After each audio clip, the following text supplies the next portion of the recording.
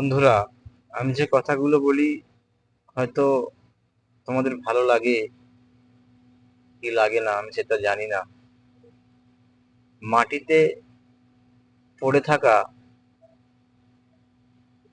যে ধুলো আমরা জানি আমাদের ক্ষতি করে না ঠিকই, কিন্তু সেই ধুলো যখন কারো চোখে পড়ে তখন খুবই যন্ত্রণা দেয়।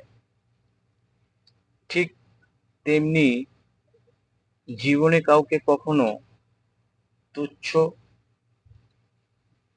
বা দুর্বলতা ভাবা উচিত নয়। কারণ ভগবান কার ভাগ্যের চাকা কখন ঘুরিয়ে দেবে তা কিন্তু আমরা কেউ জানি না।